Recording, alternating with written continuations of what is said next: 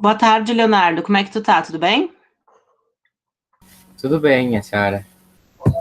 Tudo bem também.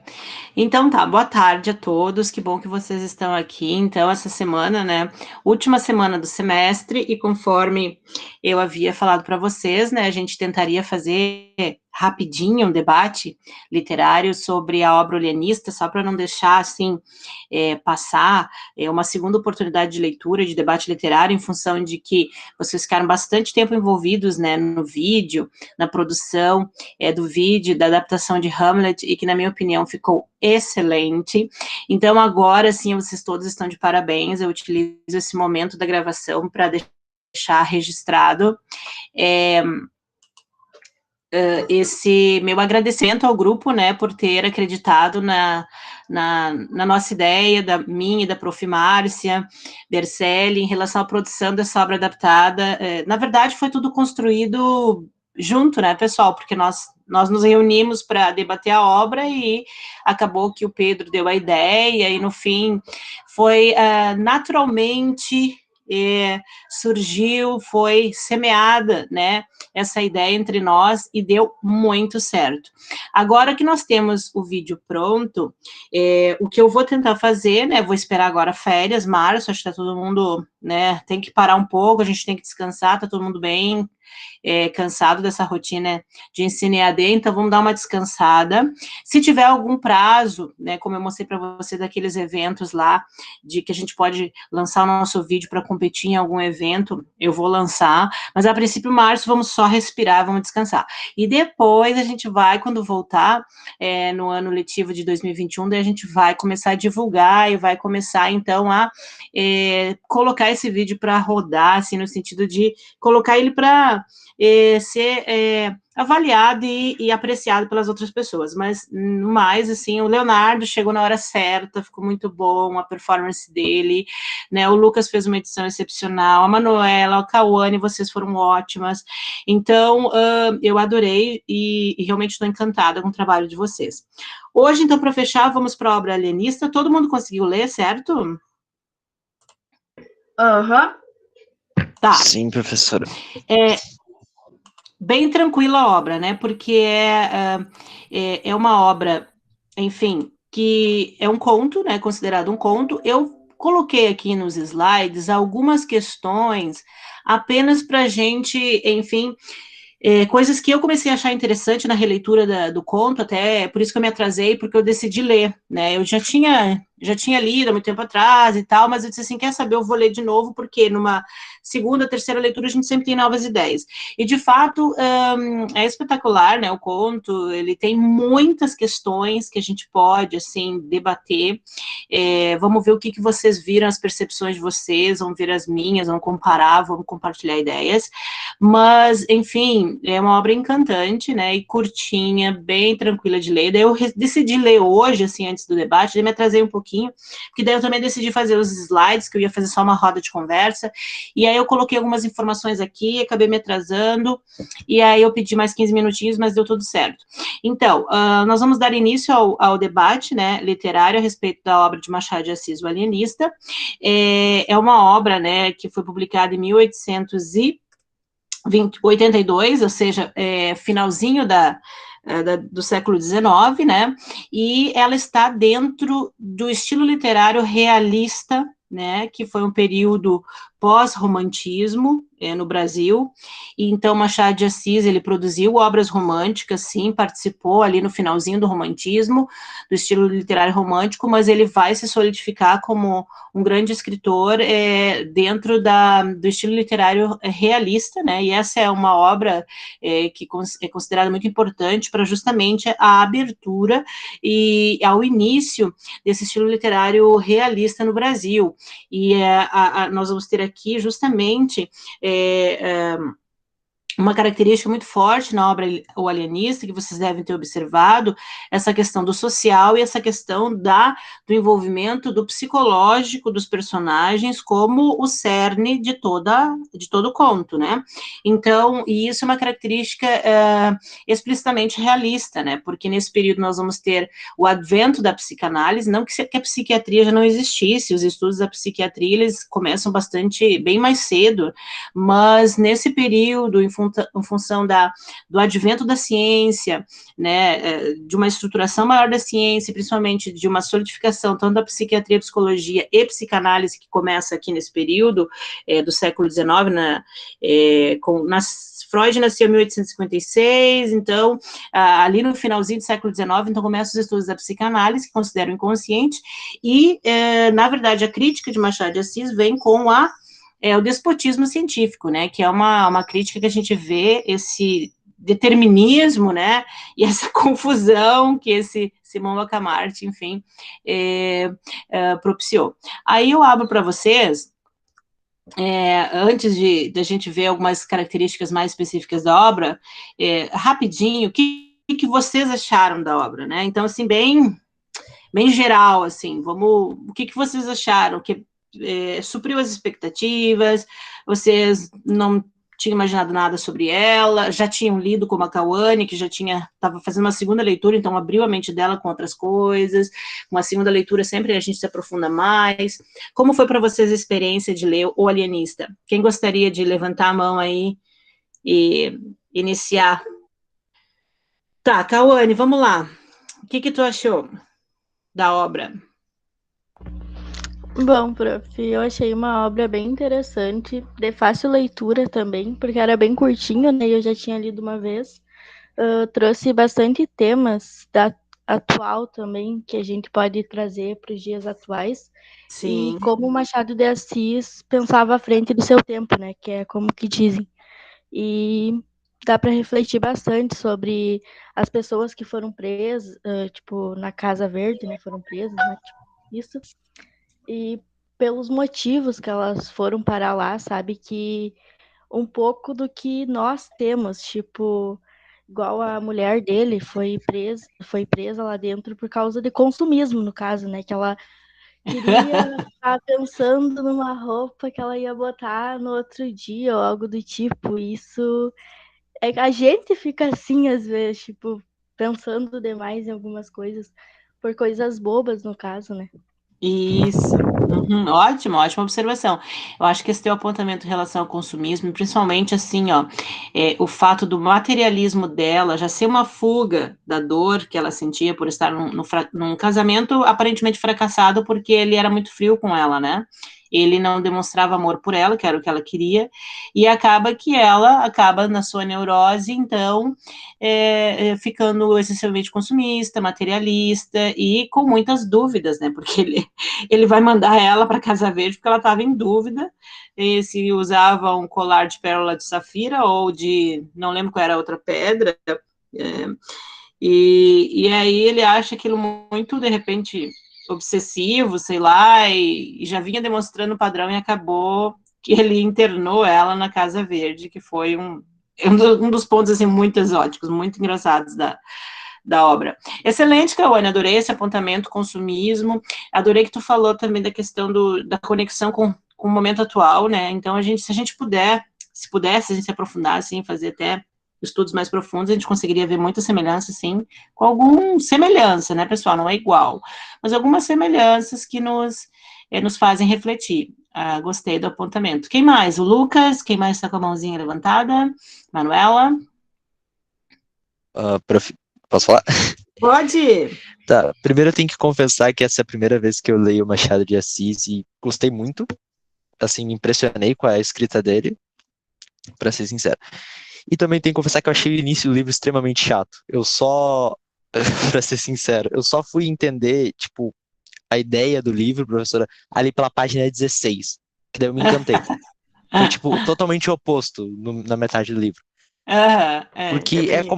é como a Cauane falou, a leitura dele é uma leitura, eu achei um pouquinho demorada, devido a algumas palavras, mas a leitura é fácil. Só que ela é fácil na camada superficial, professora, porque se a gente lê e começa a se perguntar as ideias que são discutidas nele. É tipo como se estivesse demonstrando pra gente ideias complicadas, complexas e difíceis, só que num jeito fácil, pra gente Isso. se perguntar. E acaba que muitas vezes a gente acaba se questionando a que ponto o alienista não é o maluco da história. Tanto é que no final do livro tem esse questionamento, mas tipo, durante o livro, o leitor, a gente mesmo vai se debatendo sobre isso, entre É várias outras verdade. questões. Isso que me levou a gostar mais ainda do livro e da escrita do Machado de Assis, porque é uma escrita simples, só que se tu se aprofunda um pouquinho mais, tipo, não precisa descer muito fundo, tu já consegue perceber uma densidade, uma inteligência que ele tem para discutir esses assuntos muito acima da média, como a Cauane também falou, ele muito à frente do tempo dele. Pelo menos Isso, essa é a minha não. opinião, eu gostei muito desse livro. Ótimo, não, bem isso, eu também concordo contigo. Perfeito, perfeito. Eu vou passar a palavra para a Manuela para depois não ficar me metendo muito e tirando o tempo de vocês falarem, mas perfeito tua análise. Manuela? Oi. Bom, Oi. eu essa também foi a minha primeira vez lendo Machado de Assis. Eu nunca tinha lido nenhuma obra dele, mas, né, que eu sabia da existência do alienista, mas eu nunca tinha pego a obra e lido. Bom, eu achei é uma escrita totalmente diferente do que eu estou acostumada a ler, até porque eram tempos mais antigos, mas ainda é bem atual, como a gente está lendo agora, e tem várias coisas que a gente consegue associar com o nosso cotidiano. E eu fico pensando muito no alienista em si, porque ele é uma pessoa quase totalmente racional, ele raramente demonstrou emoção. Às vezes ele ficava satisfeito com alguma coisa, mas era só isso que ele mostrava. Ele só pensa com a cabeça, ele nunca usa emoção. Nem com a esposa, nem passa raiva, nada disso. Ele só pensa no trabalho dele, ganhar dinheiro, estudo, não, principalmente o estudo de tudo aquilo. É tudo que ele pensa, é tudo na cabeça. Nunca com o coração. Eu gostei bastante do personagem. Perfeito, sabe por quê? Esse personagem ele é muito exemplar desse perfil da pessoa que é muito científica, né? Então ela fica muito presa à ciência e acaba deixando de lado as emoções. Teu apontamento é extremamente relevante, porque como a gente tem que perceber o equilíbrio entre as duas coisas, entre emoção e razão. E aí a questão que os estudos, por exemplo, de Freud, que surgiram na época, eles vinham para justamente tentar elucidar o inconsciente e futuramente esse inconsciente acabou despencando na análise da emoção ou da consideração das emoções, que a psicanálise considera muito, mas Freud, já na época, ele já sofreu várias críticas e resistência pelo seu modo de pensar, justamente porque a ciência tinha como o base, né, essa frieza e essa racionalidade, esse empirismo, né, esse positivismo extremamente forte e que tu sentiu muito quando tu leu a obra. Perfeita observação. E aí eu concordo com o Lucas que se você for pensar, a gente faz uma leitura superficial, a gente entende os pontos superficialmente, mas todos eles nos levariam a um profundo maior e complexo de questões que nos cercam, né, tanto da materialidade quanto da psicologia em si, e que a gente teria que se aprofundar para discutir, mas é bem isso, Manuela, concordo perfeitamente. Agora, temos o Leonardo. É a minha primeira vez lendo também, eu concordo plenamente com o que os colegas apontaram anteriormente. Ali me identifiquei bastante com o que o Lucas falou ali no início, que eu também achei ele bem, assim, vamos dizer assim, massivo no início, sabe? Talvez seja pelo contato da língua portuguesa que a gente não está tão acostumado daquela forma que é empregado no conto. O Machado de Assis, ele tem, né, essa característica bem clássica, esse uso que muitas vezes beira bastante a formalidade no livro, nos contos, né? E eu acho assim, eu achei que ele é bem abordativo no sentido social. Ele trouxe bastante crítica, tem momentos que a crítica está bem explícita, e tem momentos que ela está mais assim, vamos dizer assim, coberta sobre algum outro tópico, mas ela está ali presente também.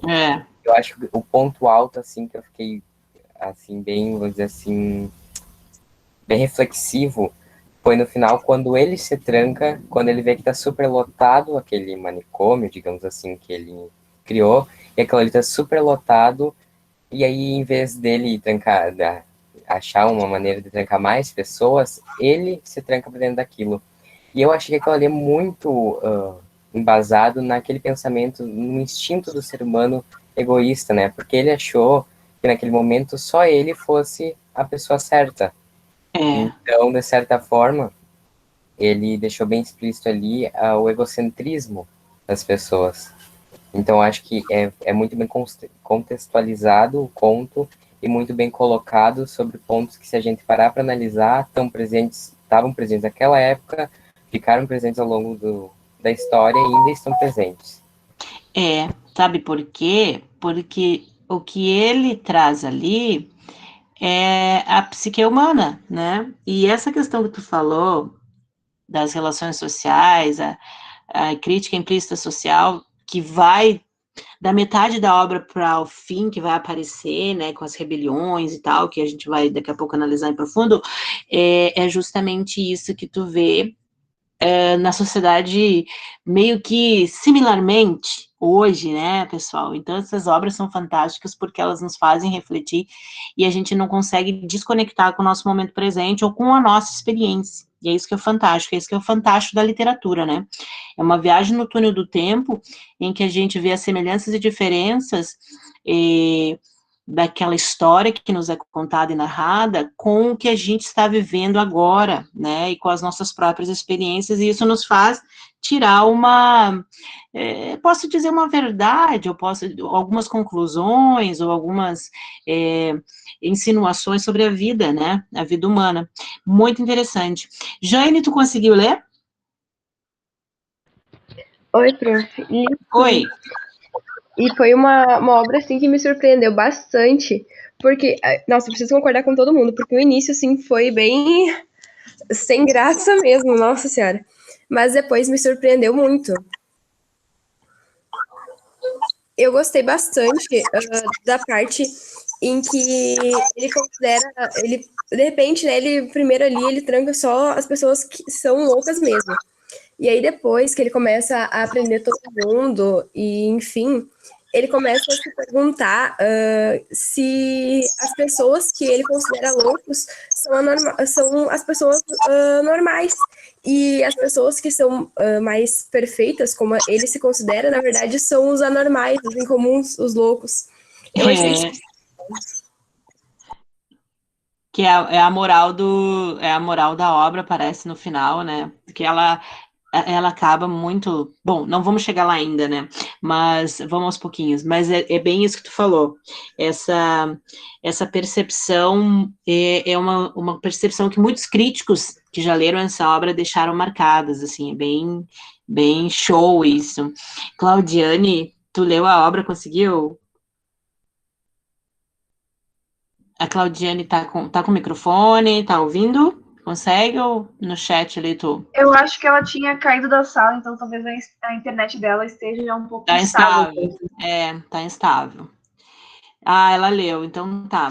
Ok. Tu quer opinar? Quer um espaço para falar? Como é que vai ser? Ou a gente já pode adentrar em pontos mais específicos? No mais, então, eu entendo assim, enquanto a Claudiane responde, eu entendo que todo mundo gostou da obra, né? Tá, então põe aí para nós, Claudiane.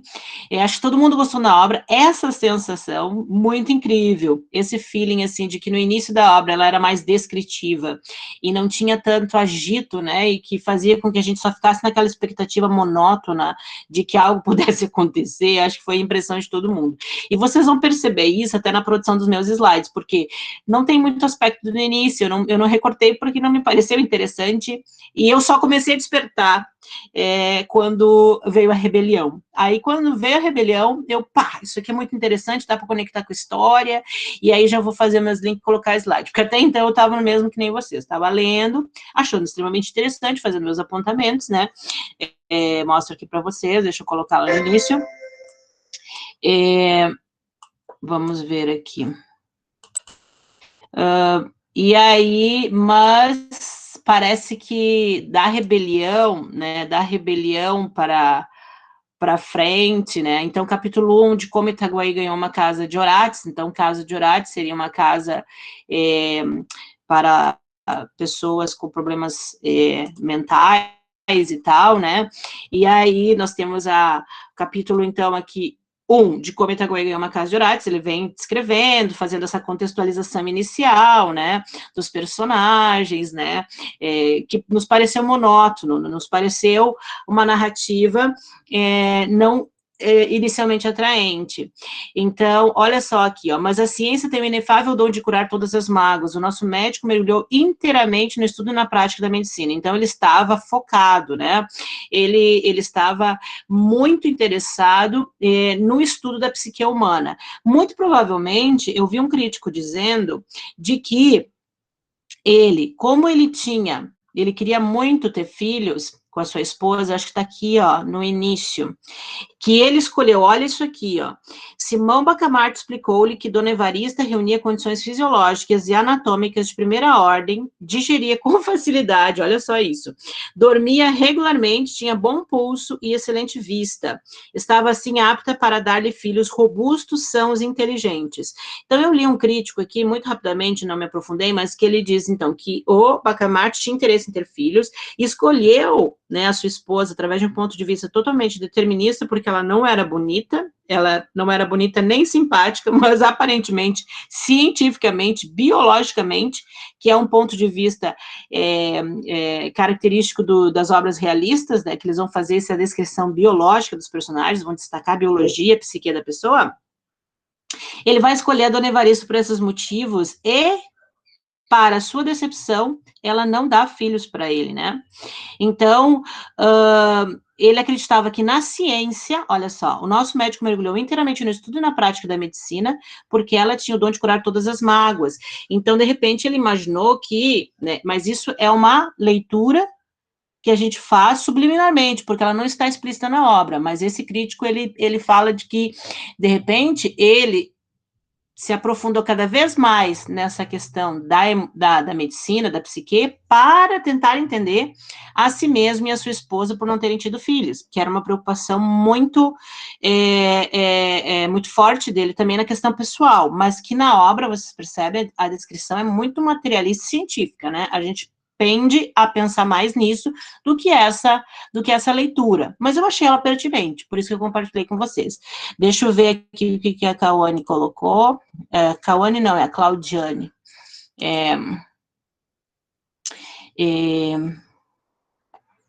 Ah, tá, tu não chegou a escrever nada. Tá, aqui. Minha primeira leitura desse autor, concordo com tudo que os colegas falaram anteriormente, é um livro muito bom, demorei bastante para entender, fui entender a história quase na página 20. Capaz, exato. Mas vocês sabem que de Machado de Assis, essa obra aqui até não é pela escritura, não sei se ela foi editada, porque eu peguei um PDF da internet, não me aprofundei nessas características, mas até que deu para ler. Mas vocês percebem, eu acabei marcando aqui, ó, eu marquei todas as palavras que estão em azul no meu texto, são palavras, assim, que eu achei que não são palavras usadas, que a gente usaria hoje, né, são palavras realmente do contexto do século XIX, louros imarcessíveis, tem muitas palavrinhas, assim, né, que são bem estranhas para nós, mas algumas poucas, quando eu achei que afetava o sentido, que eu não conseguia entender, eu tinha que procurar no dicionário. Porque a maioria delas eu pulei, não, por exemplo, essa aqui, louros imarcessíveis, eu nem fui procurar, porque ela não interferiu no entendimento do período completo, digamos assim. Mas como Orates eu tive que buscar, o tal do Catão, eu tive que buscar para poder entender, porque aí me faltou mesmo entendimento, eram palavras fundamentais. Vamos ver aqui, temos mais um apontamento. Quase voltei no início por não conseguir entender. Exatamente. Então, Claudiane, tua primeira leitura, tu teve uma compreensão, digamos, razoável da obra, e num segundo momento futuro, se tu desejar, volta nela, que tu vai ter outra leitura. Pode ter certeza. É muito boa, muito boa. Lucas, pode falar. Eu achei que tu nem tivesse baixado a tua mãozinha antes. Baixei. Professora, com relação ao que a senhora falou da mulher do Caraca, me fugiu o nome do protagonista agora, não consegui pronunciar, desculpa. É o Bacamarte. Mas com relação à mulher... É Bacamarte. Com relação à mulher dele, é interessante como Machado de Assis discute também a ideia de títulos, porque no início do livro é falado que é uma mulher que não é nem simpática e nem bonita, mas no final do livro ela já se torna uma mulher que por ser mulher do Bacamarte, ela já é, como posso dizer, cortejada, louvada, e por aí vai. Que tanto tem passagens no livro que falam dessa questão. Eu achei muito interessante como o Machado de Assis trata essa ideia de títulos e nomenclaturas e posições sociais. É a posição, exatamente. Então quer dizer que ela adquire um status só por ser mulher dele, né?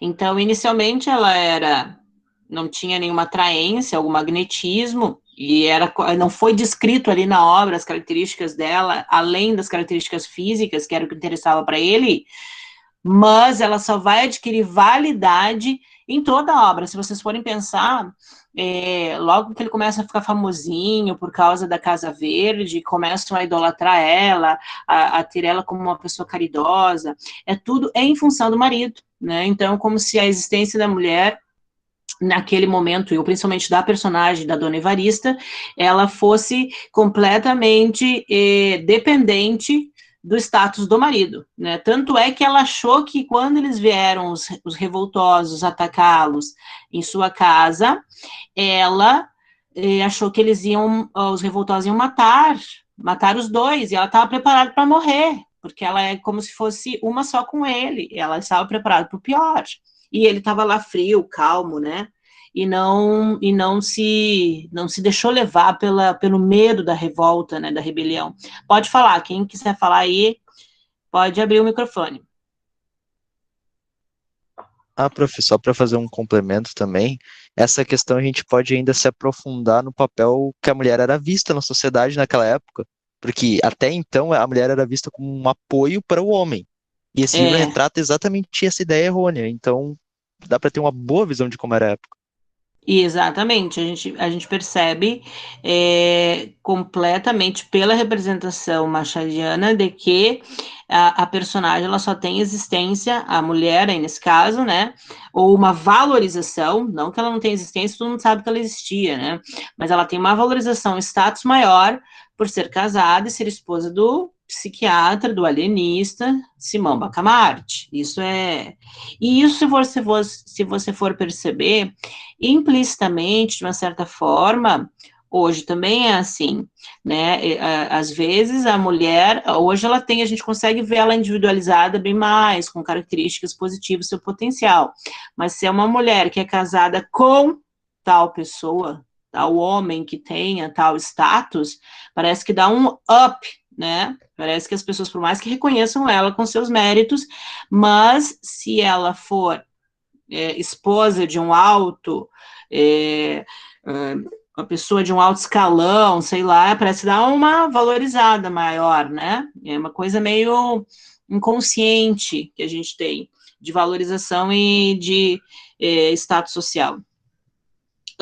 Então, concordando com vocês, né? Aí a gente vai vendo a descrição dos personagens. Aqui, ó, os mansos andavam à solta pela rua. Aqui já começa, né, aquela expectativa, ou seja, quem estava na rua solto era porque era manso, era porque era tranquilinho, calminho, porque senão tu ia ser preso lá na Casa Verde, né? E aí você tem aqui nos capítulos iniciais essas descrições, né? Então, a nomeação da Casa Verde. Então, aí capítulo 2, Torrentes de Loucos. Aqui começa já a associação, né, desse Crispim Soares, que seria o boticário, que a gente vai ver no final por que existiu uma associação muito forte do boticário, que seria o farmacêutico, né, com o Bacamarte, agora me deu Bacamarte, tá? Por causa dos remédios, pessoal. Vocês perceberam isso? Vocês perceberam que ele... Eu não percebi, eu pensava que boticário era só questão de beleza, por exemplo, desse tipo de coisa. Tato associou com o nosso boticário atual. Mas sim, foi basicamente isso. Mas eu pensei que era mais uma questão pelo status mesmo do Bacamarte. Entendi. Mas não. Se tu for perceber lá no final, nos capítulos finais, que ele começa, aí que o Machado de Assis faz todo o suspense, né? Porque até então só tem confusão, e aquelas dúvidas, e aquela opressão do sistema psiquiátrico sobre as pessoas, mas ninguém falava dos bens que ele de fato estava fazendo para as pessoas. Lá no penúltimo capítulo, antepenúltimo, não me lembro, eles começam a falar que realmente o Bacamarte conseguiu curar, ou pelo menos amenizar a dor de muitas pessoas através dos remédios, de poções, que eram provavelmente fornecidas pelo esse boticário, que é o farmacêutico, né, representado aí pelo Crispim, que auxiliava com medicina, com remédios. Além dos remédios, uma técnica dele, porque daí a estratégia psíquica e física que a gente vai ver que ele utilizava com as pessoas era através de remédios, que realmente é um fundamento da psiquiatria, pois os psiquiatras, eles utilizam medicação para dopar as pessoas e alterar o estado psíquico das pessoas, e o que não acontece na psicanálise, por exemplo, mas... e outra coisa, ele realizava os desejos das pessoas. Lembra ali naquela parte que, digamos que tinha um personagem que tinha uma necessidade de aparecer ou de se sentir importante através de um reconhecimento da população, e ele chega a pedir para o rei para dar um diploma para essa pessoa, para agradar essa pessoa, para que ela se sentisse melhor. Então ele acaba tomando medidas assim bem variadas para atender o desejo da pessoa, que estava deixando ela louca, digamos assim, e aí ela melhora, né? Pode falar, Lucas. Profe, nesse ponto do livro eu entendi que foi totalmente o oposto. Nossa, eu acho que entendi muito errado.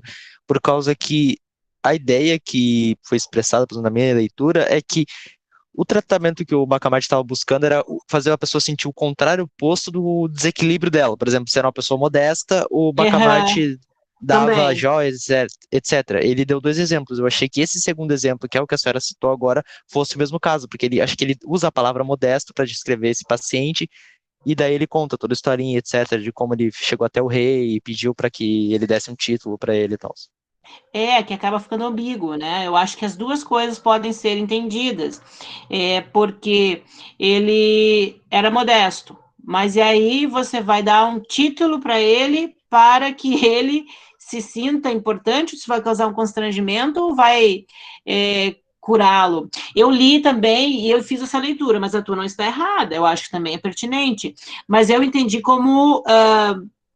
mais uma tentativa de curar essa pessoa, ou por uma técnica inversa, ou pelo remédio, ou por essa técnica que tu falou, e mesmo assim ele estava, que é o que a gente está observando a obra, ele estava testando, experimentando coisas, né, através da psique humana, para tentar causar um conforto, ou uma cura, uma possível cura, dos males mentais das pessoas, mas não creio que a tua leitura esteja inadequada, não, acho que faz sentido, eu li de uma outra forma, mas eu acho que é pertinente. Quem mais, Manuela? Eu só queria comentar que eu concordo com a senhora e com o Lucas, mas em partes diferentes do texto. Eu acho que no início ele consertava as pessoas, só que no final, lá pelo meio, final, ele começava a desconcertar as pessoas para tentar consertar. O que não dava muito certo. Se perdeu, eu acho também. É isso aí. Aqui, aqui nós estamos no início da obra. O principal nesta minha obra da Casa Verde é estudar profundamente a loucura, os seus diversos graus, classificar-lhe os casos, descobrir, enfim, a causa do fenômeno e o remédio universal. Então, o remédio universal, este é o mistério do meu coração. Creio que com isso parece um bom serviço à humanidade. Então, esse remédio que aqui ficou só citado, assim, né? Esse remédio universal, que era o que ele buscava, porque a partir daqui, estudar profundamente a loucura, os diversos graus, classificar os casos, e é bem científico. Aqui, não interfere na vida da pessoa, né? Porque é só uma análise pela observação, pela hipótese e tudo teórico. Mas quando ele já aplica o remédio universal na pessoa, boa, aí já tá, né, a pesquisa já se torna experimental e tem que ter resultados eficientes e tal, e aí é que vem essas experimentações.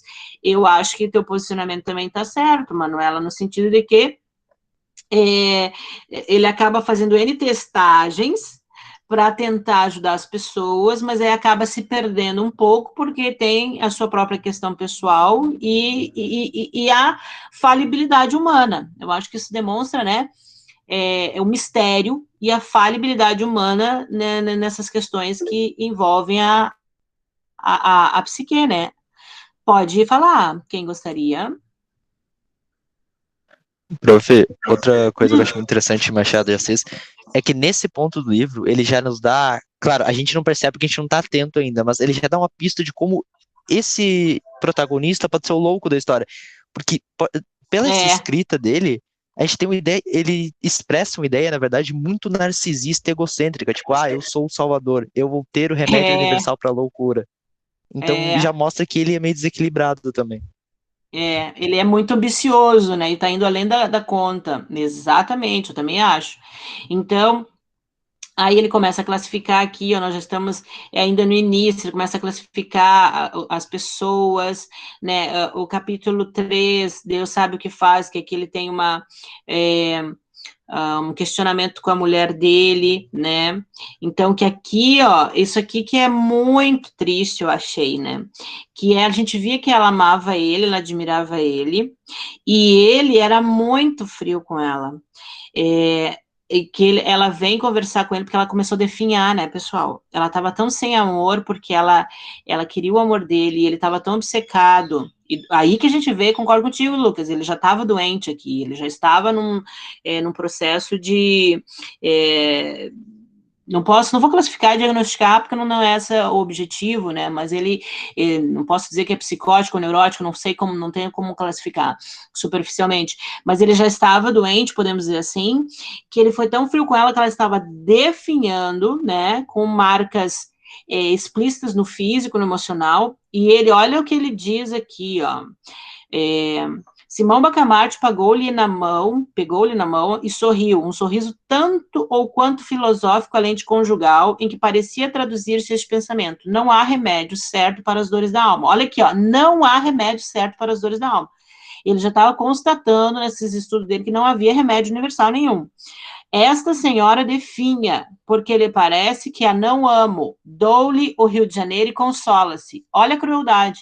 Então, ele está vendo que ela estava sentindo que ele não amava ela, e ele, ao invés de retribuir o seu amor, dar o amor dele para ela, ele manda ela para o Rio de Janeiro para consolar. Tipo assim, ele é frio demais, ele não queria o contato, ele não queria ajudar ela com um remédio verdadeiro, né? Porque o remédio seria o amor aqui para ela. E isso destrói ela, né? Ela vai, ela aceita e tal, tanto é que ela quer ir com ele, e ele acaba não querendo ir e tal, mas é para você ver que ele também não sabia amar. Eu acho que ele tinha um problema, realmente ele era o doente, porque esse problema conjugal dele exatamente, Jane, ele estava tentando compensar algo que com matéria, ou com uma viagem, com riquezas, e eu acho que isso ela fica mais doente ainda, porque ela volta, daí ela fica obcecada por roupas, lembra, Cauane? Aí ela fica consumista demais. Aí, então a doença dele, a falta de amor dele acaba afetando a mulher. É muito óbvio, né? É impressionante. Essa foi basicamente a fuga dela. Exatamente. Ter mandado ela para o Rio de Janeiro, ela virou consumista como uma fuga para não sentir mais a falta de amor do marido. Daí ela acabou sendo internada. Aí ele mesmo interna ela pelo crime passional, implícito, subliminar dele mesmo, né?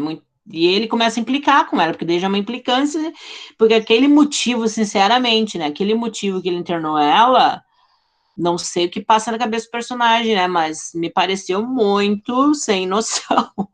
Sabe que Mas eu achei que foi neurótico da parte dela, de ficar. Ela ficou o dia inteiro só numa questão entre dois colares, um dia inteiro, muito tempo, sabe, pensando numa coisa só tendo um foco de uma coisa. E eu acho que isso é meio impossível numa pessoa sã. Pode ser. Eu achei que ela estava em dúvida, como era um evento muito próximo, assim, mas claro, é um exagero, é um desequilíbrio, sim, se ela fica, e ele, para ele que está lidando com a mente, já achou que era caso de internação.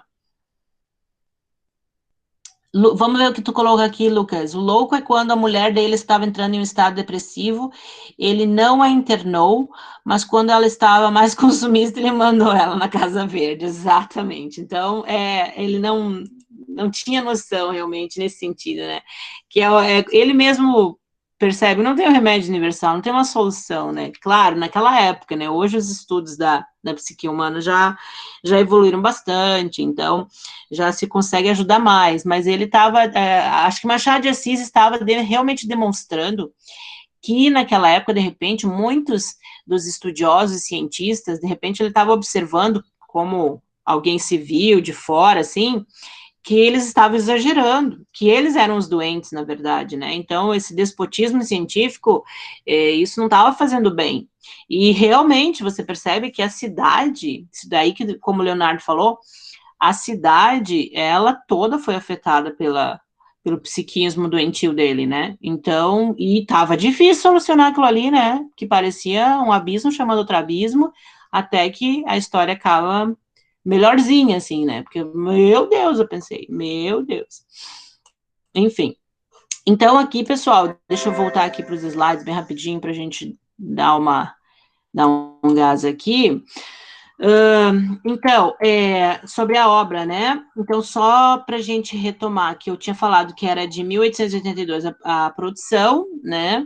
E ela é considerada a primeira obra realista, considerada por alguns críticos um conto e para outros uma novela. A maioria o classifica como um conto mais longo, principalmente devido à narrativa. Obra que inaugura a fase realista do autor. Apresenta características como análise psicológica, que é o que a gente está discutindo, e a crítica social, que bem vocês também apontaram aqui. Interessante é perceber que o conto é narrado em terceira pessoa, o chamado narrador onisciente. E aqui tem uma peculiaridade nessa obra, que percebe que esse narrador, ele fala muito da tal das crônicas. É como se ele tivesse ciência da história, mas ele também tivesse lido umas crônicas que alguém leu que contava essa história. Né? Eu achei bem diferente isso. E a partir daqui, como eu disse para vocês, a partir da rebelião, eu comecei a me despertar para fazer os slides, porque daí parece que a história começou a ficar mais... atingiu o seu clímax, né? A narrativa atinge mais ou menos o clímax, tipo assim, ai meu Deus, agora o que vai acontecer com esse Bacamarte, né? E aí eu coloquei a rebelião aqui porque foi referenciado na obra, né, a questão da Bastilha, que é uma fortaleza lá na França, em Paris, que era o símbolo do despotismo monárquico, né? Então, quantas pessoas injustamente eram presas ou por causa desse autoritarismo exagerado, essa tirania, e Bastilha, então, continha esses prisioneiros durante um período monárquico inteiro, e que com a Revolução Francesa, em 1789, a partir da tomada de Bastilha, a população, enfim, se revoltou com toda essa tirania, né, entre outros aspectos negativos da monarquia, e a partir daqui, da tomada de Bastilha, que eles invadiram para pegar o armamento, né, e a pólvora em especial que estava contida nessa Bastilha, que é uma fortaleza, uma prisão. Eles tomaram a Bastilha e, a partir daí, começou uma sequência de eventos que culminaram na Revolução Francesa. Daí que é a tomada do povo, da monarquia, destruição do sistema monárquico e impuseram a república, né? E o Machado de Assis faz essa relação nessa obra quando começa a Revolução. A gente percebe muito claramente o conhecimento histórico de Machado de Assis quando ele destaca essas questões de governo, relação governo-povo, a tomada de poder, os golpes e tal. Então ficou bem interessante. Uma parte, assim, essa parte E ele até menciona, né, de Paris a Itaguaí. Aí aqui eu coloquei só bem rapidinho uma contextualização, né, que eu já falei para vocês, que a queda de Bastilha foi em 14 de julho de 1789, e é considerado o evento que deu início à Revolução Francesa. A Bastilha era uma grande prisão, considerada símbolo do antigo regime, e sua tomada pela população de Paris espalhou a revolução por toda a França. Então aqui foi o estopim da Revolução Francesa. Esse alastramento da revolta popular resultou em grandes transformações sociais e políticas no país e marcou a queda do antigo regime. A tomada da Bastilha foi consequência da grave crise que a sociedade francesa enfrentava no final do século XVIII. E aí, né, na obra ele coloca, né, que os revoltosos estavam indo para a Casa Verde, ou para a Câmara, não me lembro, e aí ele coloca de Paris a Itaguaí, que ele faz uma relação. Então, é como se fosse a distância de Paris, de um ponto X até a Bastilha, fosse a mesma do povo lá em Itaguaí até a Câmara, né? Porque acho que eles foram para a Câmara primeiro para fazer toda o golpe, né? O enfrentamento com a Câmara, porque a Câmara estava apoiando essa Casa Verde, né? Aí, o personagem também muito interessante que a gente tem que pensar nessa obra, que acho que até agora a gente não entrou nesse caso, porque estamos indo na sequência do conto, é o barbeiro, né? Então, os canjicas na casa de Bacamarte, né? Então, eu achei muito interessante a construção desse barbeiro, desse líder revolucionário, que no fundo, ele tinha interesses pessoais, né? Que eram mais interesses para assumir o governo do que provavelmente para ajudar as pessoas com a finalização da Casa Verde, né? Vocês também perceberam isso? Como é que foi o entendimento de vocês em relação ao barbeiro, hein? O que é esse barbeiro nessa construção social? Prof, Não, pode falar, mano. Não, pode falar. Tá, professora, com relação ao barbeiro, acho que ele representa o estopim do que o autor já vai discutindo desde o início, que é esse jogo de poder. Porque ele já começa a dar indícios dessa ideia quando fala, o Bacamarte está com muito dinheiro agora, muito poder, muita influência. Aí chega o barbeiro, que é um revolucionário, que todos veem como, o salvador. Ele trabalha essa ideia de, disputa de poder, para no final o cara só querer a mesma coisa que a Câmara Antiga já estava querendo, e depois entrar outro barbeiro que dá no mesmo.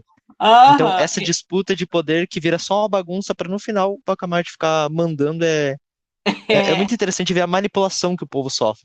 Porque depois ainda, no final do livro, o povo ainda vai buscar o barbeiro, que tem um trecho do livro que menciona que o povo vai até o barbeiro, depois que ele sai do hospício e tal, para ele se levantar de novo contra o alienista. Palmas, Lucas, pelo amor de Deus. Essa parte aí do livro eu achei fantástica, porque ela mostra como é o sistema e como nós somos manipuladíssimos, porque o povo simplesmente não tinha condições. Manipuladíssimo na mão dessas pessoas que nada mais querem do que se beneficiar, se bem que algo que nos pode de diferente na obra em relação ao barbeiro, que depois ele realmente, de fato, se arrependeu. Teve um trecho ali da obra que ele realmente, quando ele foi incitado de novo a ir contra a Casa Verde, ele não quis, porque ele ficou com remorso pelas mortes que a Revolução propiciou, né? Então, aí eu até relevei o barbeiro, porque até então eu estava com esse pensamento, esse barbeiro não tá legal. Ele se movimentou como líder porque ele tinha uma ganância pessoal, e quando ele conseguiu o poder, ele não destruiu a Casa Verde como ele queria, ele manteve o sistema tal como era, e só conseguiu o que queria, que era manter o poder, se manter-se no poder.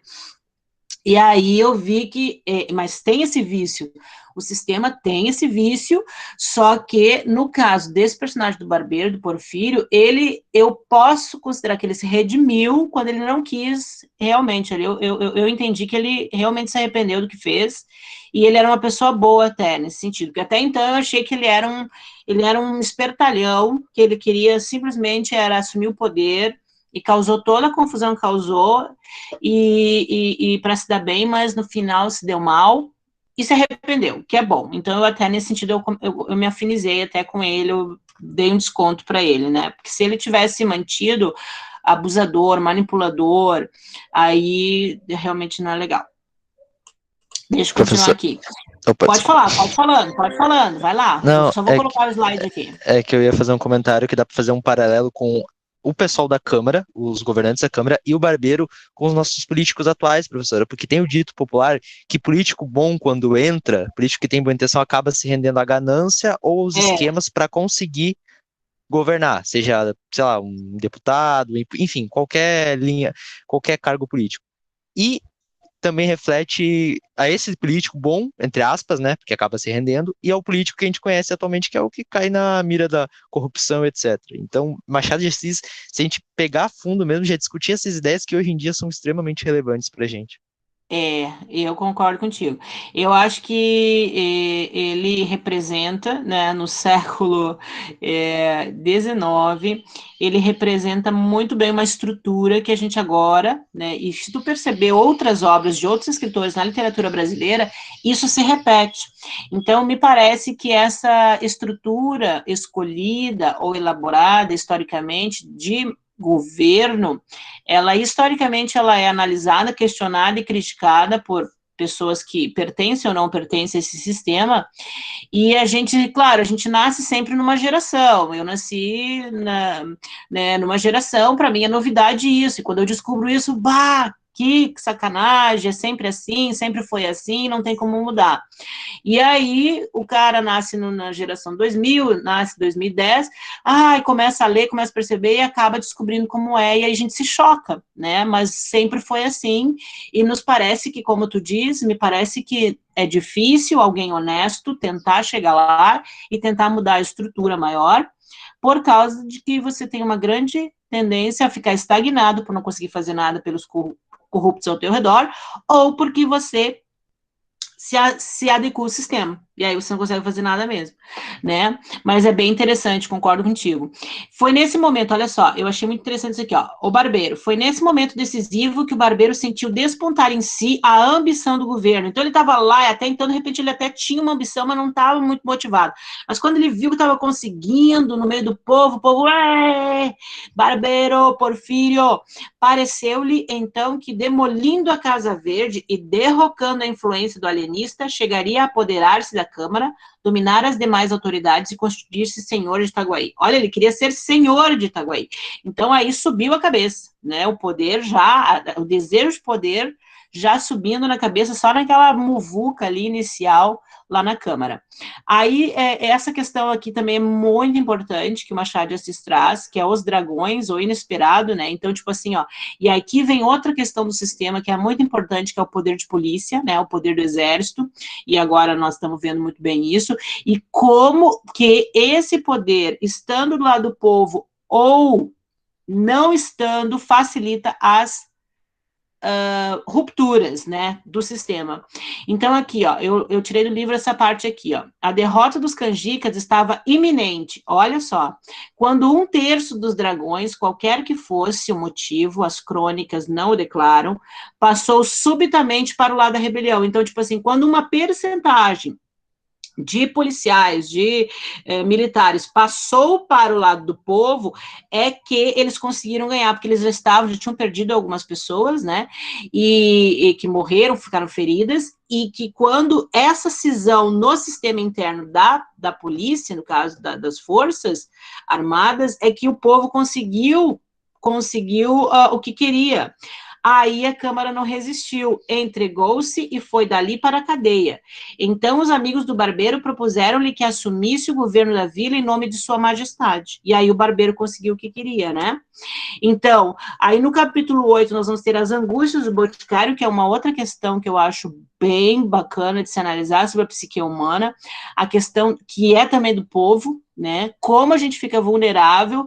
Aquele lá tá ganhando, eu vou agora enterrar os meus princípios e valores e vou ficar do lado dele e não vou ficar do lado que é correto ou do lado que é errado. Isso aqui é muito legal também, eu acho que o Machado de Assis foi muito feliz ao construir esse personagem.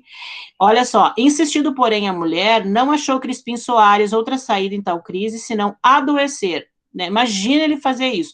Ele adoeceu porque ele não sabia que lado ficar, porque ele achou que ele ia ser oprimido ou destruído por ter ficado do lado do Bacamarte, porque ele era o farmacêutico, ele era quem fornecia os remédios, declarou-se doente e meteu-se na cama. Então, fugiu, foi covarde. Aí, os velhos cronistas são unânimes em dizer que a certeza de que o marido ia colocar-se nobremente ao lado do alienista. Então, a esposa esperava que o Boticário nobremente assumisse sua posição, fosse justo com tudo que fez e ficasse do lado do alienista. Então, consolou grandemente a esposa. Ela estava achando, estava consolada. Ele vai ser nobre, ele vai ser um homem honroso. E notam com muita perspicácia o imenso poder moral de uma ilusão. Aí ela viu que isso aí era uma ilusão, porquanto o Boticário caminhou resolutamente ao palácio do governo e não à casa do alienista. Ele fica do lado do governo, do barbeiro, e do Porfírio, e deixa um amigo de anos, que ele estava do lado, que tinha uma afinidade, por causa dessa possível vingança do povo ou das autoridades contra o alienista. Então, achei muito interessante essa questão. O que vocês acharam dessa? Vocês acham que isso é uma traição?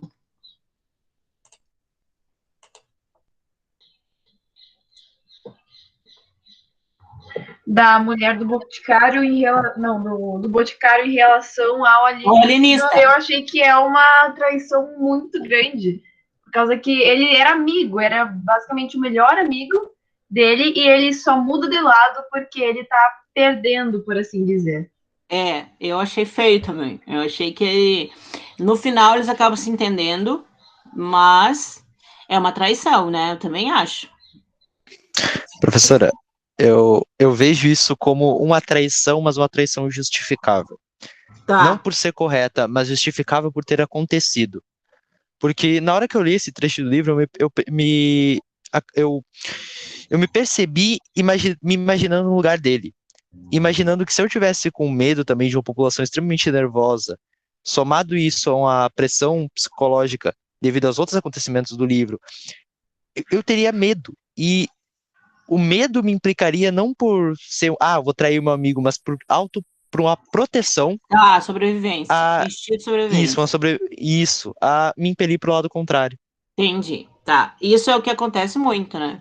Então, nesse sentido, é justificado o instinto de sobrevivência para não querer morrer, não querer destruir sua família. Você vai ficar do lado oposto porque a opressão do sistema é maior. É uma justificativa viável, mas você percebe que nunca vai deixar o estigma, parece que o estigma não vai te perdoar, no sentido que você vai ficar como traíra, né? Porque depois vai passar, as coisas vão ficar normais, mas vai ficar aquela relação meio que perdida, né? No sentido de que ele poderia ter ficado mesmo, né, com medo, ele tentar se impor ou tentar uma neutralidade, quem sabe, mas ele foi pender para o lado do inimigo, né, digamos. Acabou que ele foi desleal, Jane. Eu acho que ele foi muito desleal com seu amigo. O ideal seria ter ficado anônimo, quem sabe, não fugido, como ele fugiu na catarse de ficar doente, e ali ficasse estagnado para não ser prejudicado, mas é complicado, que o instinto de sobrevivência é assim mesmo. Né, Jane? Fica doente aí. Eu até ia comentar essa questão, que era melhor ele ter ficado neutro do que ter ido para o outro lado. Porque se ele ficasse neutro, ele não ia ter danos físicos, por exemplo. Talvez iam incomodar ele para falar alguma coisa, para dizer, você está do nosso lado, né?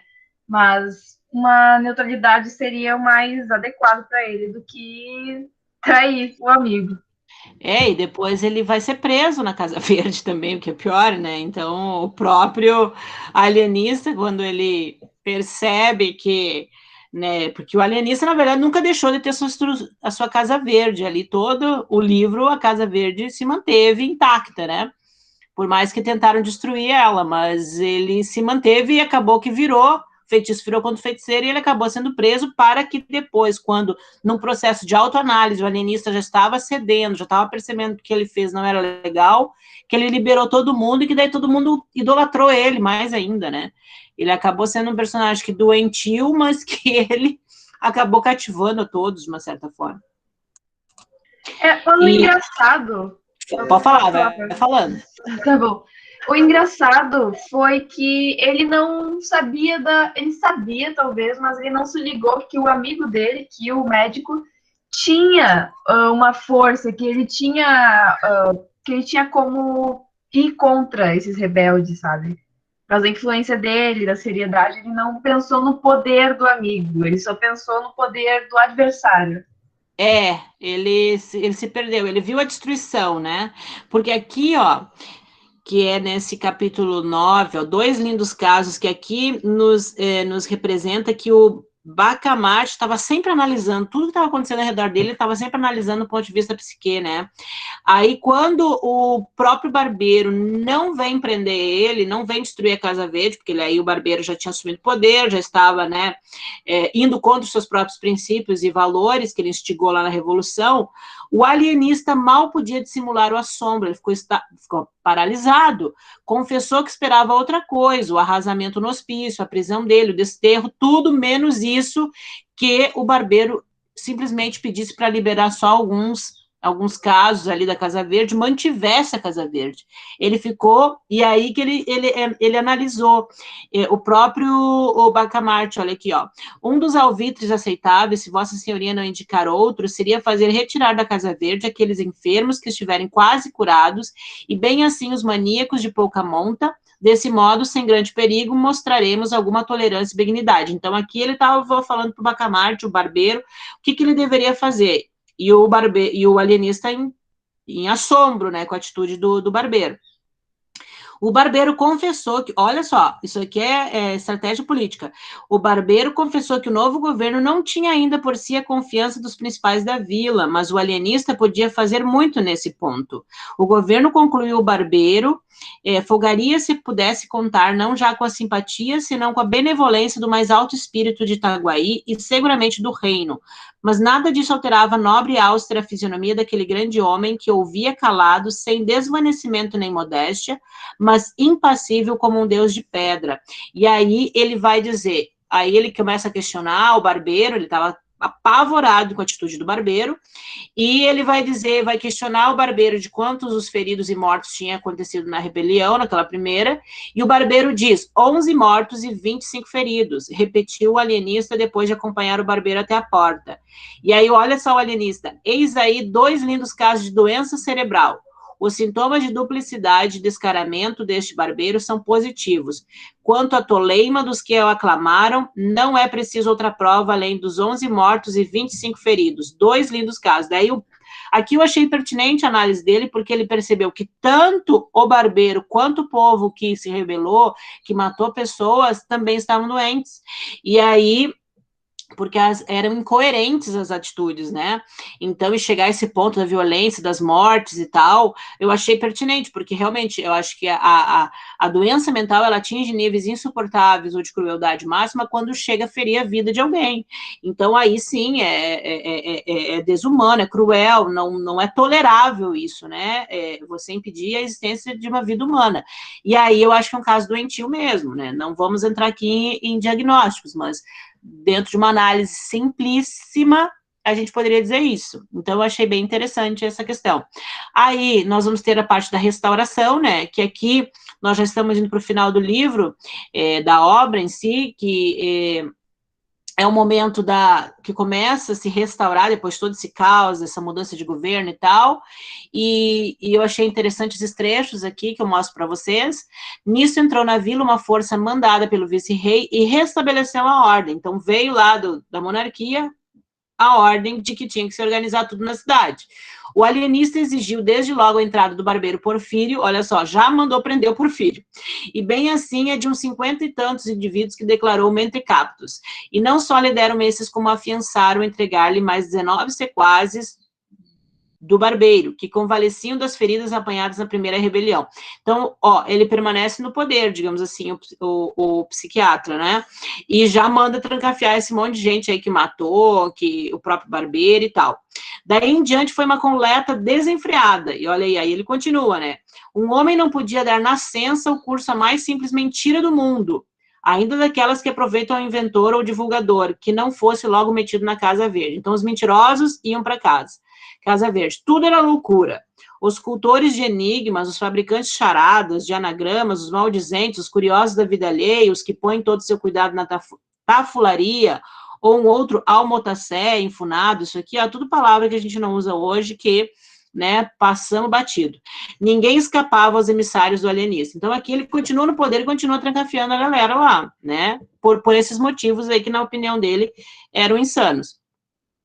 Aí que chega o ponto da Dona Evarista, né, que ele vai acabar, então, colocando a própria esposa, e isso serviu como uma forma de que o povo acaba levando ele a sério, porque se ele colocou a própria mulher, é porque realmente a teoria dele tinha uma certa relevância, ele acaba impactando a vila de Itaguaí nesse sentido, né, e aí eles acabam ficando mais assombrados ainda quando ele libera todo mundo, todos os loucos são liberados, né? E eu achei interessante que quando todo mundo é liberado, a alegria das pessoas, né? Então, o assombro de Itaguaí foi grande, não foi menor a alegria dos parentes e amigos dos reclusos, jantares, danças, luminárias, músicas, tudo houve para celebrar tão fausto acontecimento. Não descrevo as festas por não interessarem ao nosso propósito, mas foram esplêndidas, tocantes e prolongadas. Essa aqui é fantástica. O próprio Martim Brito, recluso por um discurso em que louvara enfaticamente Dona Evarista, fez agora outro em honra do insigne médico, cujo altíssimo gênio, elevando as asas muito acima do sol, deixou abaixo de si todos os demais espíritos da terra. Então, o cara tinha sido preso porque ele tinha colocado a esposa, Dona Evarista, na mesma posição de Deus. E aí ele vai ficar preso como louco pelo alienista, e ele é solto, e ele continua com a mesma doença, porque ele vai fazer isso de novo. Então, não era uma doença, de fato, era um recurso de oratória que ele estava utilizando e que ele foi preso por causa disso. Eu achei fantástico essa questão aqui. Então, ele ficou todo esse tempo preso e não adiantou nada, porque ele exaltou enormemente o alienista depois disso aí. Enfim, o que vocês acharam dessa peça aí?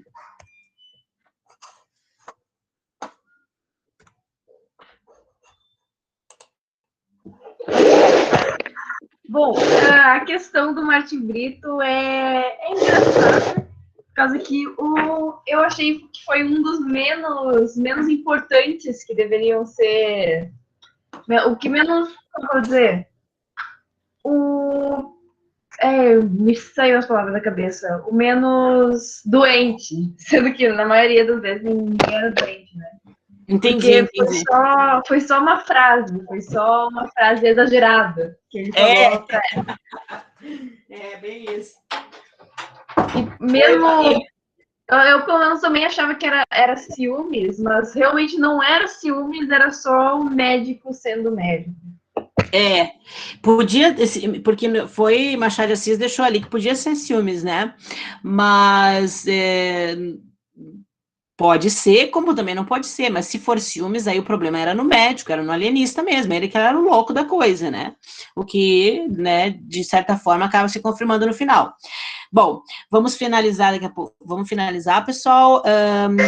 Aqui, então, só para voltar aqui do slide atual. Então, esses pontos aqui do conto que eu trouxe para vocês, né, foram questões importantes e que a gente, enfim, destaca desse conto, que é maravilhoso. Se a gente pegasse outros trechos, nós teríamos mais tempo para conversar ou para colocar no papel.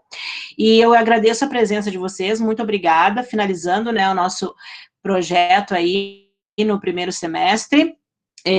No primeiro semestre, não, segundo semestre do ano letivo ainda de 2020, daí nós vamos ter agora um tempinho para descansar, de férias, e todos estão convidados a continuar no projeto, né, no ano letivo de 2021, daí, mas deixa para depois eu acionar vocês de novo, daí a gente vai fazer mais leituras interessantes para aqueles que quiserem continuar no projeto. Então, na minha opinião, eu vou considerar vocês como já participantes. O que nós vamos ter é a oportunidade de trazer novos colegas para discutir novas obras e a gente continuar com novas atividades, enfim. Aí eu gostaria também de pedir a vocês que quem quiser fazer alguma coisinha para o blog da obra ou alienista, quer fazer uma nota, colocar tua opinião, faça, né, e me mande quando puder, porque daí a gente atualiza lá, tá bom? No mais, pessoal, agradeço a presença, espero que tenham gostado da discussão, a obra é realmente espetacular. Alguém gostaria mais de falar alguma coisinha? Eu só queria fazer uma colocação, uma opinião minha, que eu Tá. não acho que ele era louco. Eu acho que ele era bem lúcido, só que ele estava tão vidrado na ciência e no trabalho dele que ele acabou expondo a coisas que ele não deveria. Ele foi para lugares que ele não deveria, sabe? De um rumo que não fazia o menor sentido. Mas isso tudo em prol da ciência. E eu acho que por isso ele não era louco, mas talvez ele tenha ficado louco por achar que ele era louco. Eu também concordo contigo. Eu acho, assim, que a maioria dos personagens que apareceu ali, se tu for pensar, assim, né, não são loucos, né, do ponto de vista, digamos, de uma psicose grave, alguma coisa crônica, assim, que exige um tratamento mais eficaz, assim, e um acompanhamento maior. Não, eu acho que só a obra do Machado de Assis foi feita dessa maneira para justamente fazer uma crítica a esse despotismo científico, né? Porque, na verdade, toda pessoa que é fanática pela ciência acaba sendo, ela é normal, a gente todo mundo reconhece ela como uma pessoa normal, mas a gente vê um certo exagero, né? Às vezes, como tu disse, existe um equilíbrio entre razão e emoção, às vezes a pessoa tem que só baixar a bola um pouquinho, né? Mas ela é absolutamente normal. Pode falar, Cauane. Foi a mesma coisa que eu fiquei pensando, prof. Foi tipo um livro que tem sobre algo que aconteceu aqui no Brasil, né? No hospício, num centro que começaram a colocar um monte de gente, né? Por até pessoas que, tipo, que tinham com políticos, no caso, que não se davam bem, colocavam no hospício só por causa de desavença, sendo que nem tinha um exame clínico que comprovasse que aquela pessoa era louca. Tipo, eu fiz uma associação com isso também, sobre o livro. Claro, é super pertinente, eu acho que isso tem tudo a ver. Por isso que isso tem a ver com a tomada de Bastilha, porque muitas pessoas no regime monárquico eram presas injustamente. Por exemplo, tu deixou de pagar imposto. Tu era uma família lá, agricultor, deixou de pagar o imposto, 2, 3 meses, prisão, né? Então, é tirania, é uma crítica à tirania, assim, né? Então, a gente sabe que os perfis que são apresentados ali não são, de fato, de pessoas loucas, pessoas aparentemente normais, porque, por exemplo, hoje na psicanálise, todos nós temos um quê de uma neurose, um quezinho de uma psicose, então, mas que essas estruturas, elas fazem parte da estrutura normal do ser humano. Só que, se você não entender assim, você vai achar que todo mundo é louco, o que não é verdade, né? Então, aceitar essas imperfeições humanas, a gente aceitar isso, e em casos crônicos, casos graves, em que a realidade realmente ela perde o sentido para a pessoa, ou a pessoa acaba fazendo mal a si mesma ou a outros, que é chegar ao crime, como a gente sabe, aí sim são casos que são bem mais graves e que daí sim precisaria se retirar do convívio social para ser tratado. Mas no mais, né, então, eu acho que a obra em si, a moral dela é fazer essas críticas. Eu acho que o Machado de Assis, ele foi muito feliz, né, quando ele construiu uma história que faz N críticas a sistemas que aparentam ser doentios e que são tiranos, na verdade são, mais uma crítica a essa tirania, eu acho também, né, mas a tua observação é bem boa, Cauane, na vida real existiu isso na história, né, e hoje a gente vê que acontece isso também. Recentemente a gente já viu casos muito parecidos, pela tirania do sistema, as pessoas são trancafiadas atrás das grades ou em manicômios, o que é condenável, né? Na nossa opinião, assim, das pessoas que têm bom senso, é condenável. né? Mas eu adorei a leitura, foi bem tranquila a gente ler, poucas páginas, uma obra riquíssima, um conto excelente, super atual também, a gente faz uma ligação com a atualidade, né? Super profunda, mas a gente só tem um tempinho agora, já vamos finalizar para vocês curtirem melhor as férias, então a gente deixa para outros momentos, outras reflexões, outros textos, e vamos voltar então em 2021, no semestre de 2021, com esse desejo de alguma obra interessante que vocês tenham interesse a gente discutir, a gente debater, a gente fazer uma dinâmica, quem sabe diferente, participar de outros debates literários ao redor do Brasil, aí a gente lê obras que nos interessem, porque é sempre interessante discutir cultura, né, e analisar nossa própria vida nessa relação. Tá bom, pessoal? Mais algum comentário?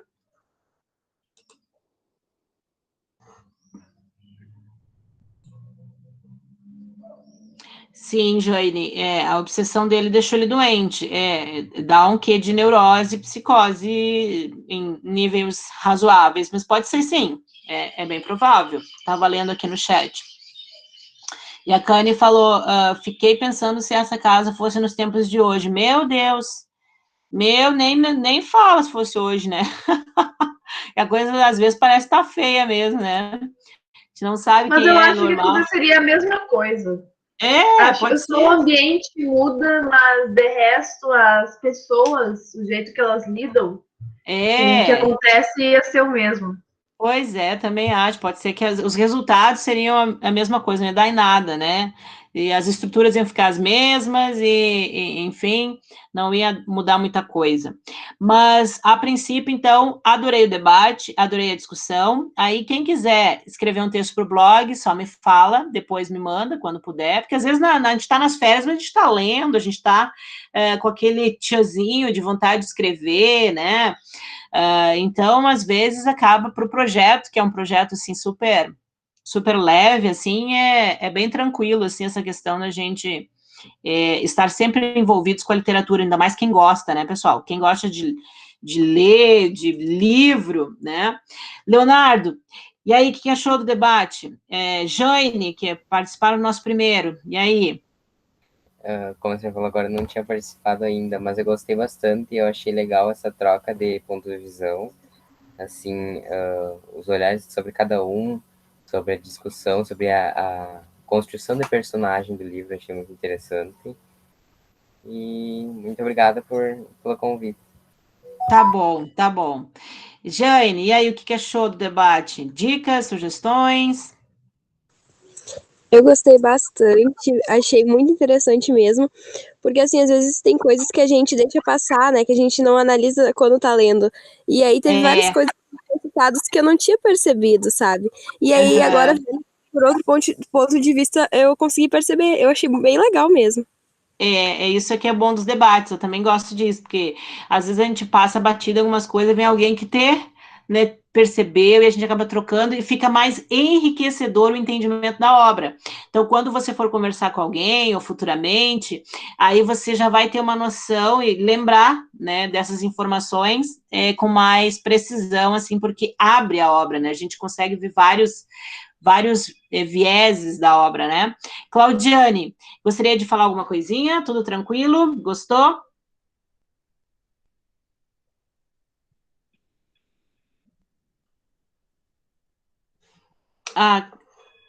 Tá bom, Claudiane, tá bom, tá bom. Que bom que gostou.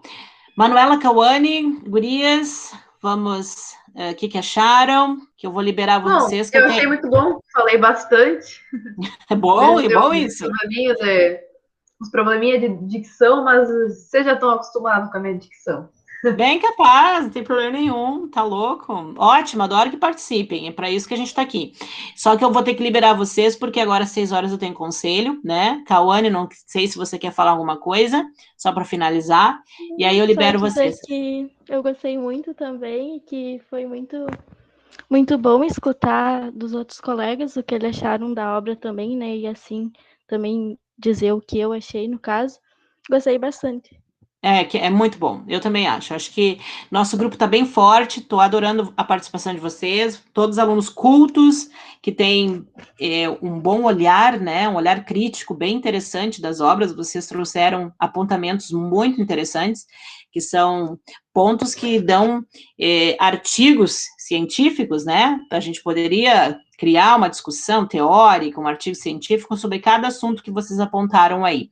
Então, vocês estão de parabéns, vocês têm bons olhos, né, para fazer uma leitura crítica de texto de alto nível, como um texto desse, que é o texto de Machado de Assis, um clássico, e que, graças a Deus, a gente conseguiu aí esmiuçar um pouquinho, tirar conteúdos riquíssimos, né, e que só engrandeceram a leitura e o entendimento da obra. Tá bom, pessoal? Um abraço para vocês, um bom final de semana, obrigado pela presença. Nos vemos, então, em abril de 2021, semestre letivo de 2021, que a gente tem que estar reforçando essas palavras para poder entender, porque a gente está finalizando 2020, estamos em 2021, então eu reforço para não me perder. Vamos começar em abril, primeiro semestre de 2021, tá bom? Nos vemos, então. Qualquer coisa, entre em contato. Abraço. Tchau, tchau. Abraço, prof. Tchau, tchau, pessoal. Até. Tchau, tchau. Boas férias. Boas férias para vocês. Curtam bastante. Se cuidem, hein? Não vão se expor aí. Tchau, bom descanso a todos. Abraço. Abraço. Tchau, tchau.